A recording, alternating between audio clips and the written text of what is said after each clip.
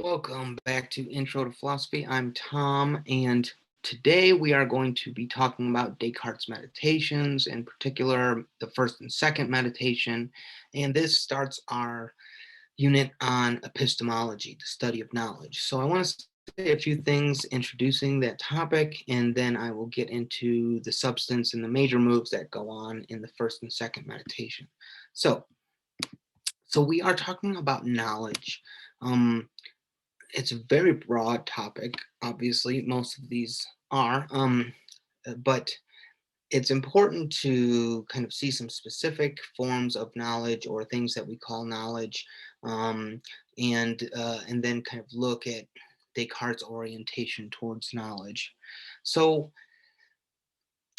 when it comes to knowledge, I outline in my notes 3 different kinds of knowledge, which are oftentimes recognized as kind of like some of the broadest forms of knowledge. So one is empirical knowledge. This is knowledge we have through the senses. Sometimes philosophers will call this knowledge by acquaintance, right? So I know that there's a computer in front of me right now. How do I know? Because I see it. Um, I see lots of things and I have knowledge of my environment that way. Um, that's one sort of knowledge, or one sort of thing we call knowledge. Another is knowledge by testimony. So I know all kinds of things because of what people tell me. I also, different forms of like testimony are, I know lots of things from reading them, from talking to people on the phone or on a Zoom meeting or whatever, right? That's one sense of knowledge. And then another sense of knowledge is a priori knowledge, right? So another kind of knowledge we have is the kind of knowledge we get just by reasoning alone, right? So mathematical knowledge is like this. Logical knowledge is like this. I don't need to go out into the world to know that a triangle has 3 sides, right? It's part of the definition of a triangle. Or I don't need to go out and ask every bachelor if he's married, because I know that a bachelor is someone who's not married, right? That's just part of the logical concept there. So these are some different forms of knowledge, and you acquire knowledge in different ways based on these kinds of forms of knowledge. Now, when it comes to knowledge in general, in what way we're justified in having knowledge, there are 2 main camps, and these are the camps that we're going to be focused on here. The first one is rationalism, and this is not exhaustive, but it's just, they are big worldviews when it comes to knowledge. First one is rationalism, which Descartes would be considered a rationalist. And this is the idea that fundamentally we're justified in having knowledge because of the way we think about things, right? Because of the way we reason.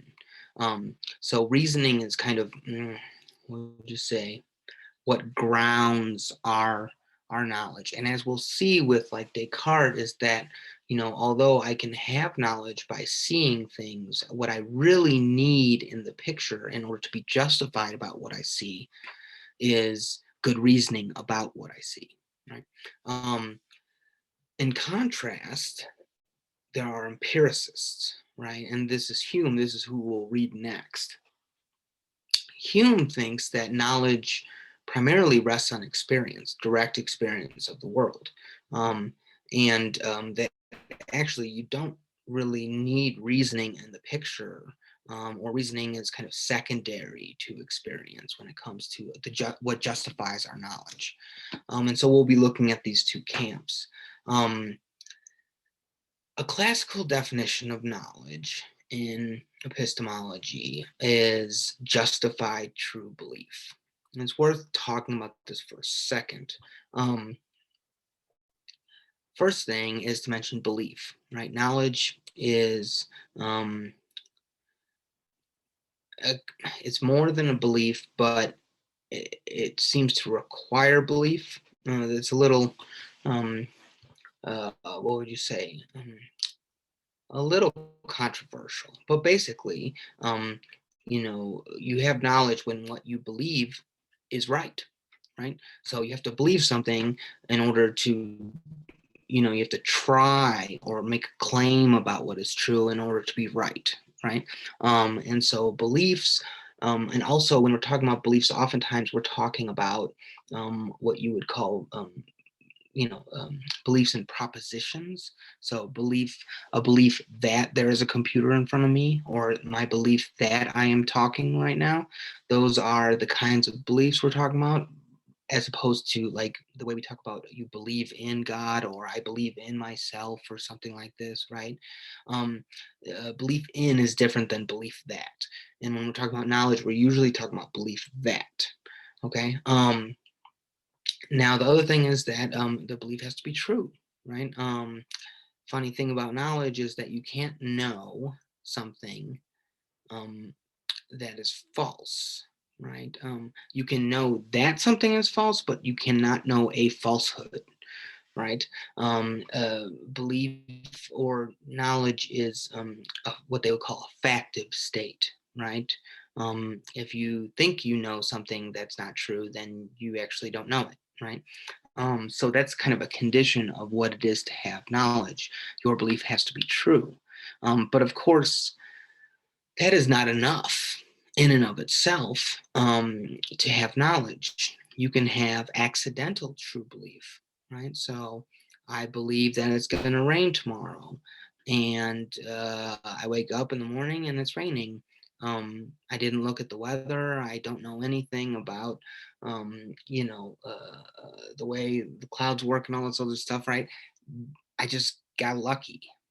I had a lucky guess. It's not knowledge, right? Your belief has to be connected with the truth in the right sort of way. It has to be non-accidental, and this is the justification piece, right? It's justified true belief. So you what you believe is right, and it's right in a non-accidental way. Okay. So, um, so this is kind of so then the question is when it comes back to like rationalism and empiricism, they both agree that knowledge is something like justified true belief, but they really differ on the question of justification, right?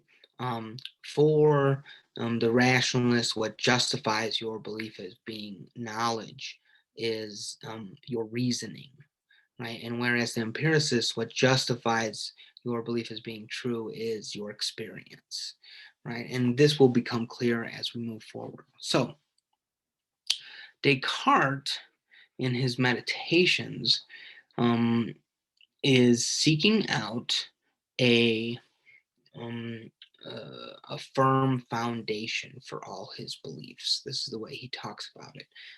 He wants to make sure he has knowledge. He wants to make sure that he really knows what he thinks he knows, right? And so he decides to use this kind of skeptical tool, which is the Cartesian method of doubt, right? So his idea is basically like, look, I'm going to doubt, I'm going to throw under suspicion everything I think I know. And then I'm going to kind of like sift through it and see what things are kind of really certain, what things really are left. And so he defines certainty as that which cannot be doubted, right? And so he thinks, look, if I look at all my beliefs and I'm going to try to doubt them all, and if there's something I can't doubt, then I have to be certain of it, right? If I really can't doubt it, then it's got to be right. And so he has this bar of certainty here that he's seeking out. Now, I mentioned that Descartes is a rationalist. He's also a foundationalist, meaning that he's going to try to find foundational beliefs that are kind of unshakable, that can provide kind of a basis upon which we can build up other beliefs, right? And these are the beliefs that can't be doubted, that he thinks are going to kind of provide, you know, um, the thing that will ensure that we can have true beliefs or that we have knowledge. So he begins by thinking about not necessarily individual beliefs. It's not like he's going to go through them one by one. That would take forever. Instead, he's going to look at groups of beliefs, kinds of beliefs that we have, and see if he can doubt them kind of as a whole. So in his first meditation, he goes through his method of doubt and considers these groups of beliefs. And the first one is beliefs of the senses, right? So he's kind of challenging the empiricist here. Beliefs that my shirt is black or that the wall is white or any of these other kind of things I get directly from my senses. And the first thing he says is, well, we can be wrong. Senses can be wrong about all kinds of things, right? I think I see a friend of mine in the distance, and I get closer and I find out that it's not my friend.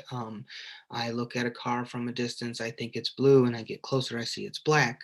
Um, there's all kinds of things. You see a stick in water, it looks bent, but it's not. All kinds of situations like this where the senses are not 100% reliable. You can't always believe exactly what you see. So he throws that into doubt, right? The senses can't be completely trusted, and so he thinks we can kind of that leaves enough room to be able to doubt what we believe based on our senses.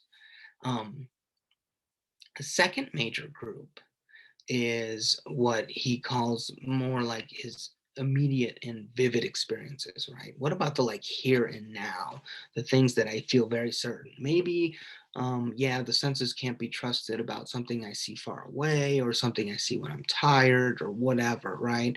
But when it comes to the very immediate here and now, like that I'm talking right now, um, that seems like I'm pretty certain of it, right? And this leads to kind of a famous thought experiment where he casts the proposition, well, what if I'm dreaming right now? I've had lots of dreams where it felt very real, and what I was doing was not real, right? It was a dream. And so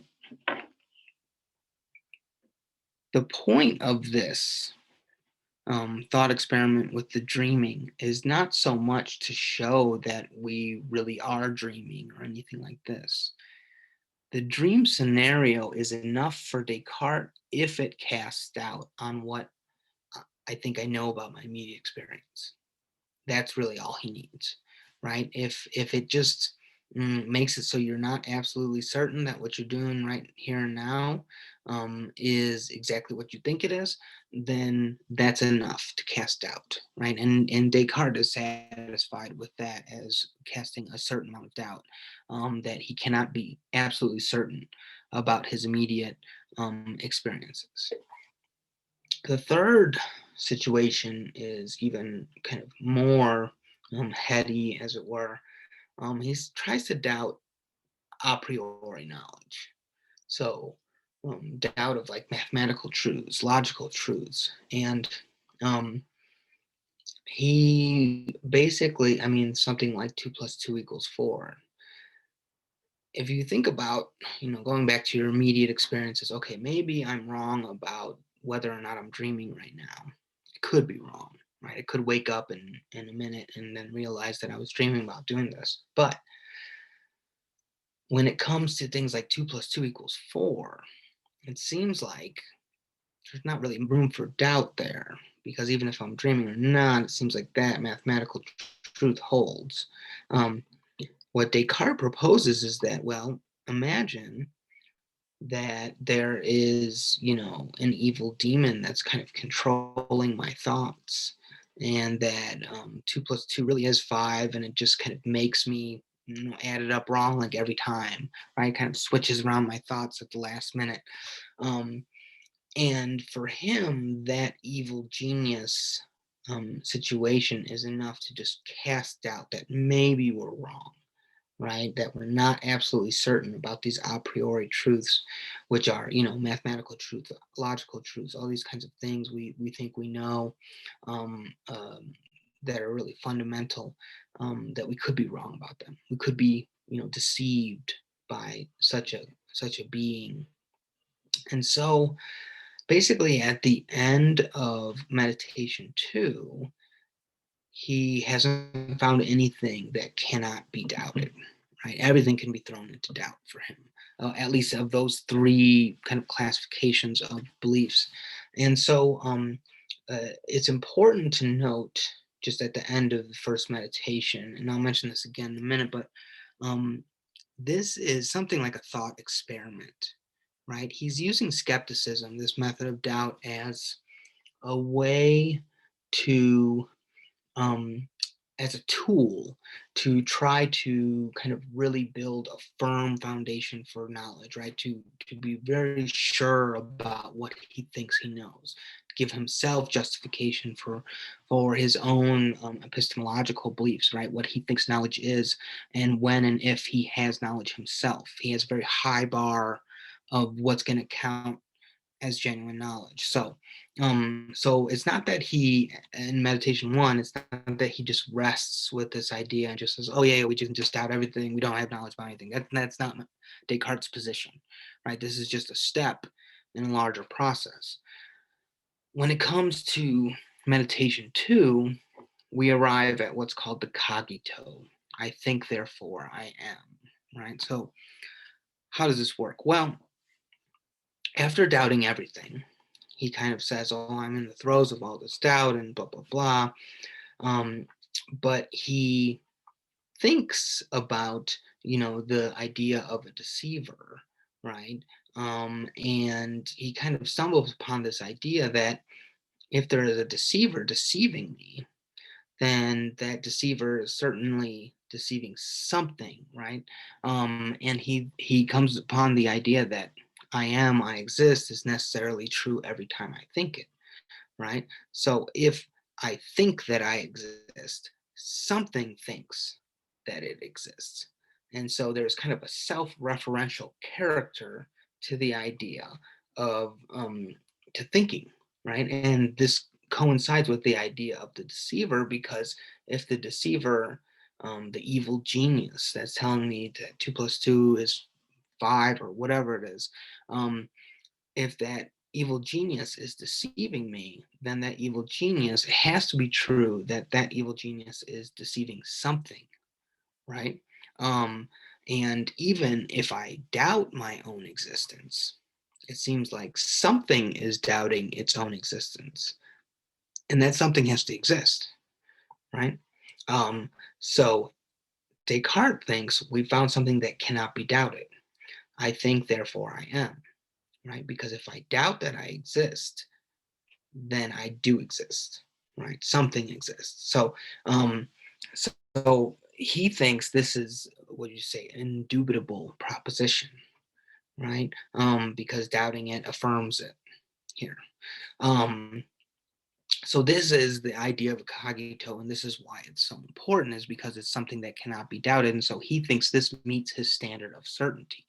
Now, to go back to um, this idea of foundationalism and rationalism, what Descartes thinks he has here is a foundation, right? An initial belief that is certain, right? That can't be doubted, and so meets his standard of certainty. So we have something like an unshakable form of knowledge, something that we really know. Based on this, then he's going to move forward in meditations 3 and 4 and build upon this idea, and build out to other things that we consider to be knowledge, right? So this is just a stepping stone, but it's an important one, because he thinks he basically has gone down into the depths of doubt, found that foundation, and now he's going to, build back up upon it. So I also mentioned in my notes some things about mind-body dualism. and identity with the mind. There's a lot of things in Descartes about philosophy of mind that I'm not going to cover in this video. They are interesting, but they're more side notes because this unit's focused more on epistemology, and it will be really important to stay focused on Descartes' theory of knowledge as we move forward and consider Hume, who's going to have very opposing view. Um, so anyways, that's it for today. Thanks for coming, and I will see you soon.